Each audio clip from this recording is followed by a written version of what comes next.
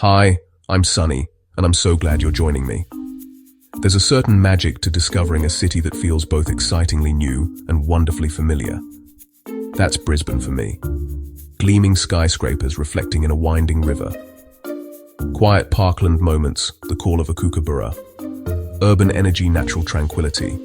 Not just seeing the sights, feeling the pulse of a city by its river. We're going on an adventure together. I've put together a plan for 4 days in Brisbane. Our first day begins where the city comes to play, South Bank. This isn't just a park, it's the city's living room, a sprawling oasis right on the river's edge. The moment you step off the ferry or train, you feel it, a relaxed, joyful energy.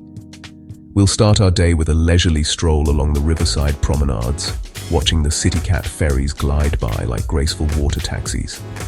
The air is filled with the scent of tropical flowers from the arbor, a beautiful bougainvillea-covered walkway that weaves through the entire parkland.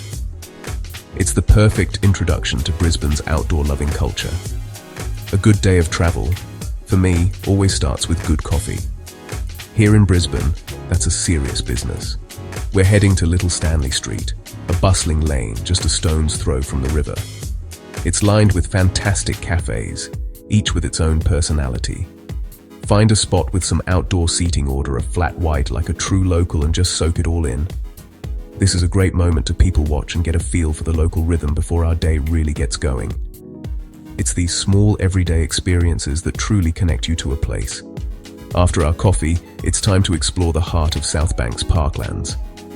What makes this place so unique is Streets Beach, a man-made lagoon complete with sandy shores and crystal clear water, right in the middle of the city. It's a bit surreal, but utterly delightful. You'll see families splashing around, students reading on the grass, and travelers like us just marveling at it all.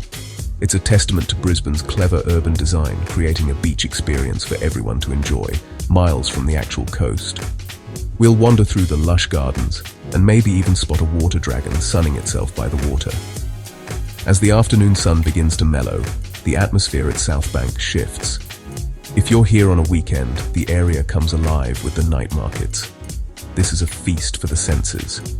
The air fills with the sizzle of street food from around the globe. Spanish paella, Vietnamese banh mi. Local artisans display their crafts, handmade jewelry, beautiful paintings. It's a wonderful opportunity to find a unique souvenir and chat with the people who made it. There's a real sense of community here, and it's a joy to be a part of it, even for just one evening. For your stay, I'd suggest finding a mid-range hotel or apartment in or around the South Bank area. The convenience is unbeatable. Being able to walk back to your room after a delicious dinner at the markets, with the city lights twinkling across the river, is the perfect end to our first day. You're not just visiting, you're living the Brisbane life, with the city's best playground right at your doorstep. It's all about easy access and making the most of your time, and South Bank is the perfect home base for our adventure. Today we're doing something quintessentially Australian. We're heading to the Lone Pine Koala Sanctuary, the world's first and largest. Getting there is part of the experience. For convenience, a rideshare or bus is straightforward. For a more scenic, budget route, take a train, then a short bus ride. The journey takes you into leafy suburbs, giving you a glimpse of everyday Brisbane life. Arriving at Lone Pine feels like stepping into a calm, green world full of animals. The main event is meeting the koalas. At Lone Pine, you can hold one. The feeling of a warm, sleepy koala in your arms is unforgettable. They are surprisingly heavy and incredibly gentle. Beyond koalas, you can hand-feed kangaroos and wallabies. It's magical to have them eating from your palm. It connects you directly with Australia's wildlife. After a morning with our furry friends, we'll head back to the city. Brisbane is defined by its river. One of the best views is from the top of the Story Bridge. You can do a guided bridge climb, or find a viewpoint near the base like Wilson Outlook Reserve for a frame-worthy shot. It's a powerful symbol of the city's ambition and history. As the afternoon light softens into gold, there's no better place than on the water. We're taking a relaxing river cruise. You'll glide past the CBD, the historic wool stores of Tenerife, and the magnificent riverbank homes. Sunset paints the sky orange and pink, pure magic.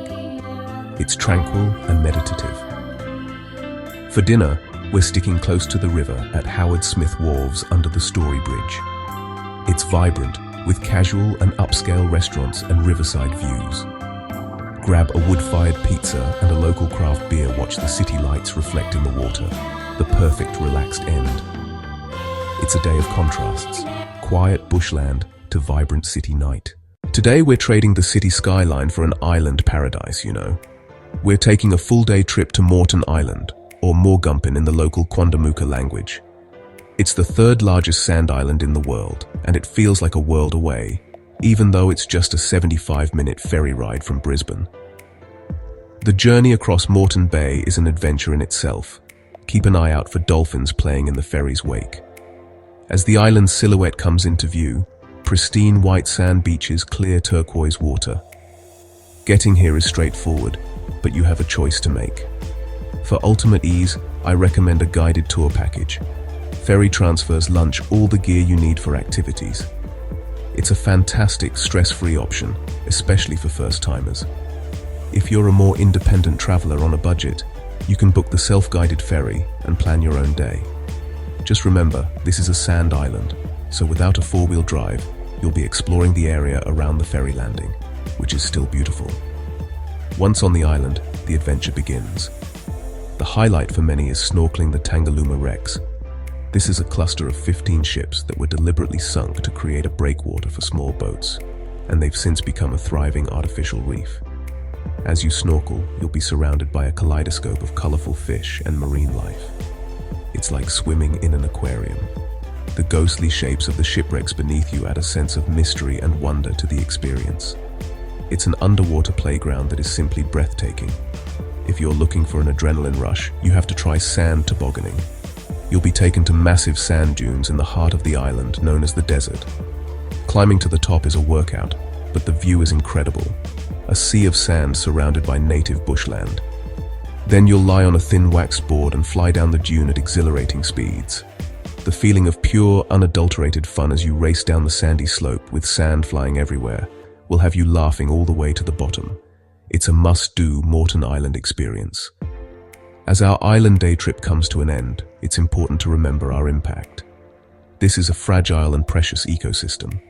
Please be sure to pack reef-safe sunscreen and always take all your rubbish back with you. For those looking for an extra touch of comfort, some luxury operators offer private boat charters, upgraded lunch packages. But no matter how you experience it, the ferry ride back to Brisbane, with the sun setting over the bay, gives you a moment to reflect on the incredible natural beauty that lies just off the city's coast. For our final day, I'm giving you a choice. Your first option is for the beach lovers, a day trip to the legendary Gold Coast. Long sandy beaches, world-class surf breaks a vibrant, energetic atmosphere. Getting there is easy.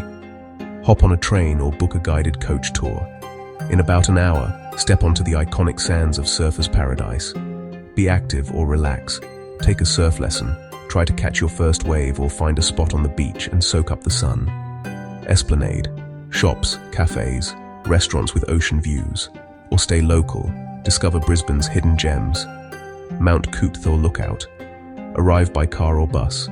Panoramic City and Moreton Bay view. Watch the Brisbane River snake below. West End, Bohemian Heart. Laneway cafes, independent bookstores, vibrant street art, best coffee and breakfast tucked away. Davies Park Market, fresh produce, international food stalls, lively local atmosphere. Final evening, sunset and a memorable dinner. Return to the city for your last night. Boutique hotel in New Farm, Tenerife neighborhood. Farewell dinner with a beautiful view. End on a high note. A heart full of memories. And there you have it. 4 incredible days in Brisbane.